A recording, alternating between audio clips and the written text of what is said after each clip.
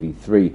It's time for one of our exclusive interviews for today, where our very own Odelia Ofori had a chance to meet up with Zainab Badawi, who is a BBC news anchor, and asked her about the divisions in her own country of Sudan, her political aspirations, and some other stuff as well in this exclusive interview. Let's take a look. Sudan dearly. However, I did leave the country when I was 2 years of age, but I don't think that your identity or what you do to help a country or a people necessarily is determined by where you are geographically. I am based in Europe, in London, this is true, but I visit Sudan regularly, and through my family I have, maintained my contact and closeness to the country. And I feel that as being Sudanese, I can kind of be a bridge between the two countries. And so I really try to promote a greater understanding, not only between Sudan and Europe and Britain, but between, Africans and Europeans, people in the north, especially through my work as chair of the Royal African Society in London. Was there a need for the division of the country currently? I really was very saddened when the south of Sudan gained its independence. I respect, however, the people's right to do so, and the referendum was conducted in a free and fair manner and certainly reflected the will of the people of South Sudan. However, I was sorry that unity was not an option that these people of South Sudan opted for.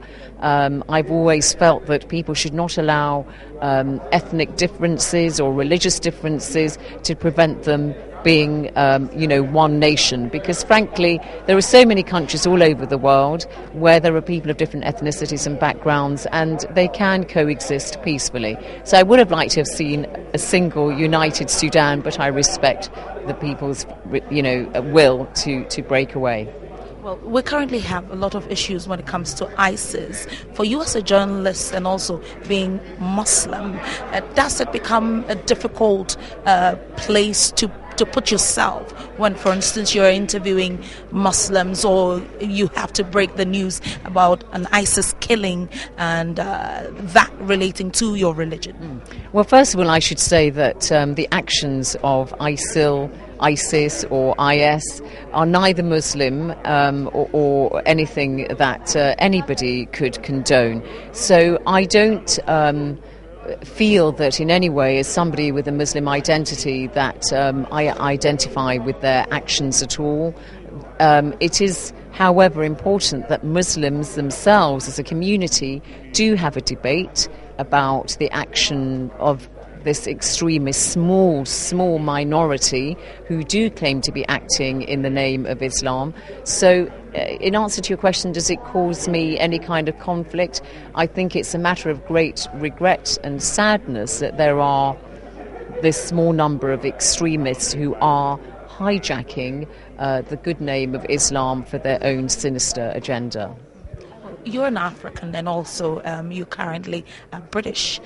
How are you able to blend that, especially when negative publicity, Africa continuously enjoy negative publicity? If you're interviewing people and they keep giving you information about negative issues on Africa, how does that make you feel? I think that's a very good question. It is absolutely true that over the last few years the perception of Africa has been a very negative one, and it has rather been, subjected to the coup, war, famine kind of coverage that we're used to. Having said that, I think it is getting a bit better now, that coverage is a bit more multidimensional, a bit more nuanced. I think that kind of, Africa isn't all just a continent of doom and gloom message is getting through. However, I think that Africa, of all places in the world, has been subjected to a certain kind of infantilization. That's what I would use. It's been infantilized as a continent whereby people from the outside have to sum up what's going on in the continent. The people of Africa themselves have been robbed of actually speaking out for themselves in terms of the kind of development they want. So I think that is still the case, that you do see that there are outsiders who talk about Africans more. I'd like that authentic voice of African people, African governments, African experts to be used much more.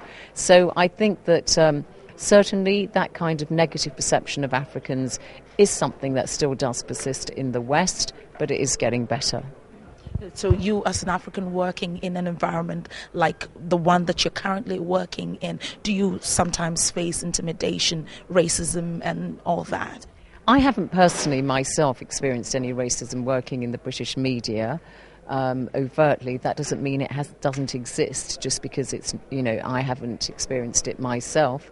I think that, yes, I have, in the past had to talk to colleagues and just say, well, I'm not sure that we really need to get a Western expert based in, a Western university to sum up what's going on in this particular country for us. Why don't we get an African expert? There are many.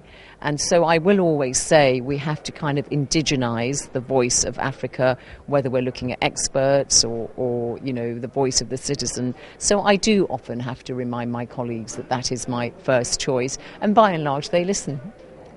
Well, you also worked with a Ghanaian who unfortunately passed on just about a year ago, Komla Dumor. What are your fondest memories of this illustrious African?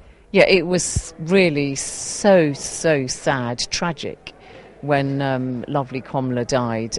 It really was a huge loss for so many of us. I think what I remember most about Komla is I remember when he was working on radio and he was moving into television, and he said to me, "Oh, Zainab, I'm moving from radio into television." And I said, "Oh, that's great, Komla. Komla, you've got such a wonderful smile. Make sure you always smile when you're on camera, if it's appropriate. Obviously not if you're, talking about tragic situations." And so I kind of feel in a way that that wonderful sunny smile and, charming disposition that Komla had, that I may have in a very, very small way have contributed to that, because I always said to him, make sure you smile on camera, and he did. I'm just wondering, you just moved out of discussing something on geopolitics, then you just moved into discussing something on the economy. I sometimes personally have those conflicts as a journalist where you sort of multitask and you virtually are good in everything, but you find in the long run that you're not concentrating on a particular thing. Do you sometimes feel like that as a journalist? I've always focused on just a few things. I mean, first of all, I studied politics and economics and history at university, both as an undergraduate and also as a postgraduate. And I've always taken a very keen interest in these topics. So I would hope that, and I've always tried to make sure that I have breadth as well as depth and understanding. So I would say that I genuinely am interested and hope I do understand, what are often, issues that straddle both politics, geopolitics, economics, social affairs, cultural affairs. Because I believe that, reality is complex, these are complex issues, and it is only by understanding them properly that you can simplify them, because these are key topics on which public opinion needs some guidance, and therefore I would be failing in my duty if I didn't properly understand them and bring them to the fore. So I think that I would say it's in my DNA, so I would hope that I had both breadth and depth. Why would you want to expand your 6-bedroom house in 2013? Why were you looking for something like that, for which you got, I'm sure, some negative publicity that somebody would say was really not necessary? You're only one person, probably with a few kids or maybe a few adopted kids. Do you need more than a 6-bedroom house for that expansion? Yes, that was rather funny, wasn't it?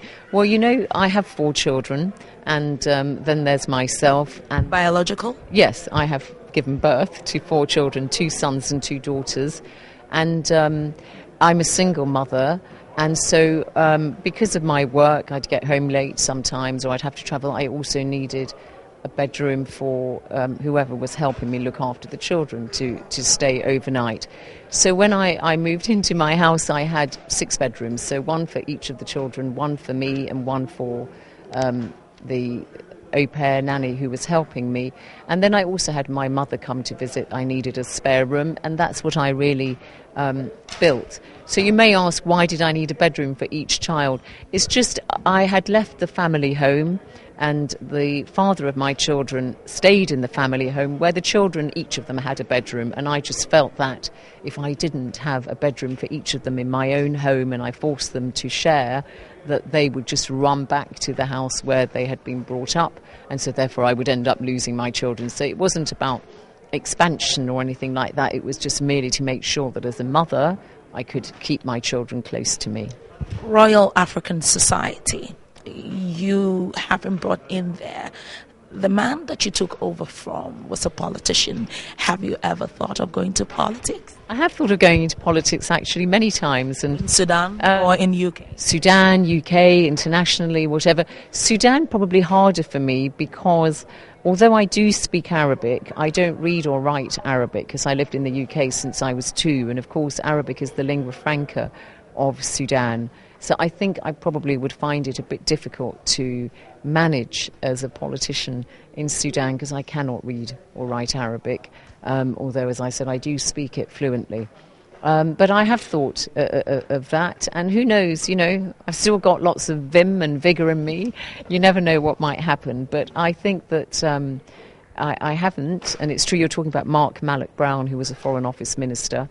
He was also an international civil servant at the United Nations, so maybe, who knows, I might copy him in that regard.